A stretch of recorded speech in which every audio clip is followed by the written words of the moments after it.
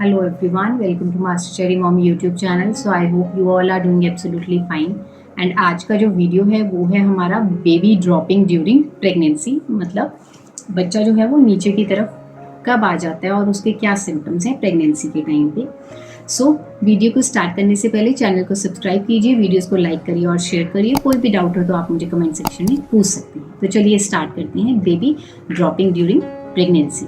तो देखिए, सबसे पहले तो मैं ये कहना चाहती हूँ कि जब भी कोई कंसीव करता है, प्रेग्नेंट होता है, तो हमेशा बड़े बुजुर्ग यही कहते हैं कि नॉर्मल डिलीवरी हो जाए तो बेस्ट है सर्जेरियन की बजाय। ठीक है, तो उसके क्या सिम्टम्स होते हैं कि हाँ नॉर्मल डिलीवरी के चांसेस होते हैं, नहीं होते हैं, वो मैं आपको बताने वाली हूँ। लेकिन ये वेरी कर सकते हैं सिम्टम्स पर्सन टू पर्सन। ठीक है, कईयों को ये सिम्टम्स हो भी सकते हैं, कईयों को नहीं भी हो सकते हैं, तो भी उनकी नॉर्मल डिलीवरी हो सकती है। ठीक है, ऐसा कुछ नहीं है कि जो ये मैं सिम्टम्स बता रही हूँ ये मेरे खुद के पर्सनल सिम्टम्स हैं, एक्सपीरियंस किए हुए।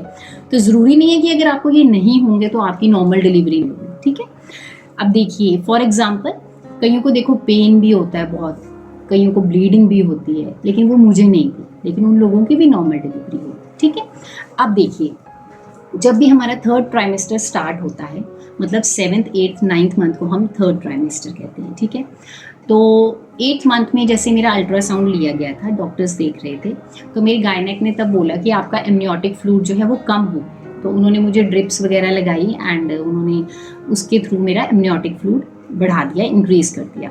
उसके बाद मेरा अल्ट्रासाउंड हुआ जब 8th मंथ के लास्ट में, तो ये देखा गया कि मेरा बेबी जो है वो नीचे की तरफ उसका हेड आ गया था और सब कुछ ठीक था। तो मेरी गायनेक कहती है एवरीथिंग इज़ फाइन, जिस पोजीशन में मतलब बच्चे का सर नीचे की तरफ आना चाहिए था तो बच्चा आ गया है और वो उस जगह पे स्टेबल हो गया है। तो आई वॉज हैप्पी, ठीक है नॉर्मल डिलीवरी होगी, ईजी हो जाएगा। तो लेकिन अब जो 9th मंथ स्टार्ट हुआ तो मैंने क्या क्या सिम्टम्स फील किए जिससे मुझे ये होना शुरू हुआ कि हाँ बच्चा वाकई में नीचे की तरफ है और क्या सिम्टम्स आ रहे थे। तो सबसे पहला सिम्टम तो ये है कि ब्रीदिंग, मेरी जो ब्रीदिंग थी ना वो बहुत ईजी हो गई थी।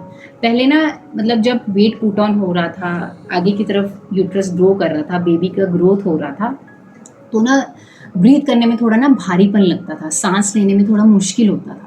लेकिन 9th मंथ में क्या हुआ कि पेट जो था वो नीचे की तरफ हो गया, 8th मंथ के एंड में नीचे की तरफ हो गया। और उस टाइम पे फिर ये हुआ कि मुझे ना सांस लेने में मुश्किल नहीं होती थी। 9th मंथ में मैं तेज़ तेज़ वॉक करती थी, ठीक है, तो उस टाइम पे मुझे सांस ही नहीं फूलता था।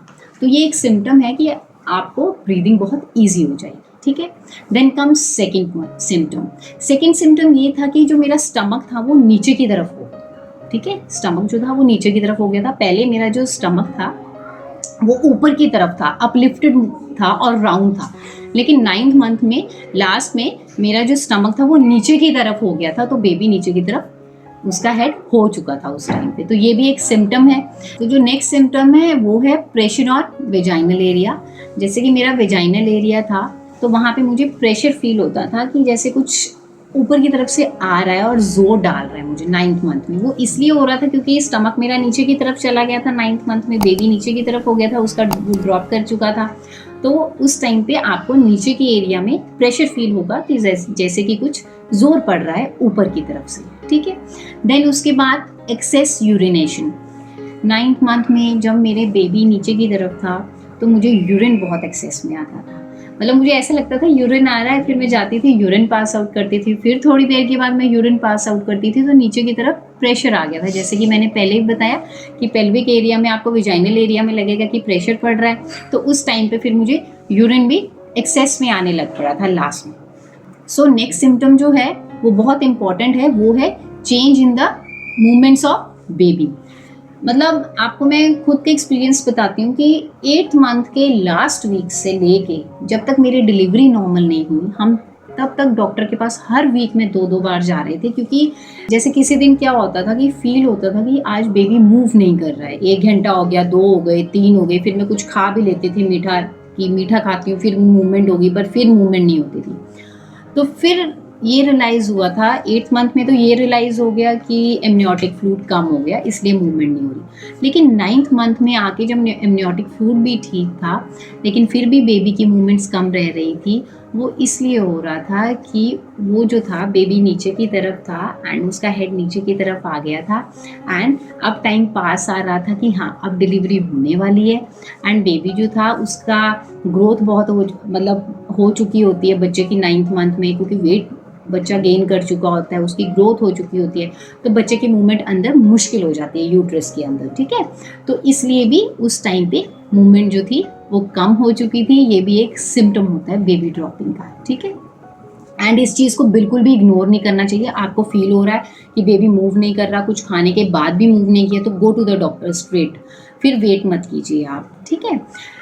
उसके बाद ये जितने भी मैंने आपको सिम्टम्स बताए, ये सारे के सारे सिम्टम्स मेरे थे बेबी ड्रॉपिंग के। क्या क्या सिम्टम्स थे, मैं फिर से एक चीज़ कहना चाह रही हूँ कि सिम्टम्स वेरी कर सकते हैं पर्सन टू पर्सन, ज़रूरी नहीं है जो मेरे हैं वो आपके भी हों।